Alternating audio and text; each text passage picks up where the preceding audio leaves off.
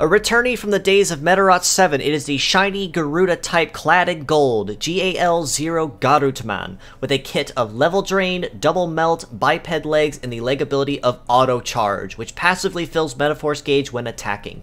Now, right from start, Garutman makes it clear that its intent is to make the opponent as hot-bodied as possible, and specializing in DOT damage to passively wear the opponent down and then have someone follow up behind him with a nuking pierce damage attack to finish the job. Level Drain honestly is a unique skill, however, in the fact that it actually drains metal levels by like 10 if I recall correctly, which actually reduces the opponent's overall efficiency when using certain moves. So you may notice that if an opponent is inflicted with Level Drain status, they may run just a little bit slower, or their attacks may not hit as hard as they did maybe on turns 1 or 2. That's because Level Drain reduces the efficiency of the parts by directly attacking the metal levels of the skill levels of the metal itself. With the leg ability, however, of auto charge, it does make it pretty solid. That occasional Metaforce nuke might be something in Garutman's overall kit, maybe somewhere down the line. But I'd say overall as a mix, as a pure set, it is a little mismatched, however, given that Garutman has no potential pierce damage part by itself, or anything that is Metaforce reliant on top of that. So for a pure set score, I would rate it as 6 out of 10, probably just for overall decent balance, more than it's saying that it's particularly bad or not worth using. In Medachange mode, however, it does change its skid up just a little bit with Fire, Melt, and then Time Attack. So it changes its skill.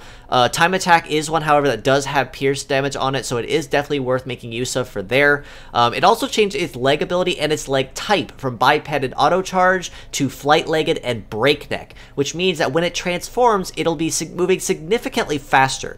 Now, we already know right from start that flight legs also have a really high base mobility, but with the breakneck leg ability, which passively buffs its heat stat if I recall correctly, it means that Garutman in change mode is going to be running a lot faster to the line, which makes it more likely that it's going to be inflicting more DOTs and making itself more of a recurring pest on the battlefield.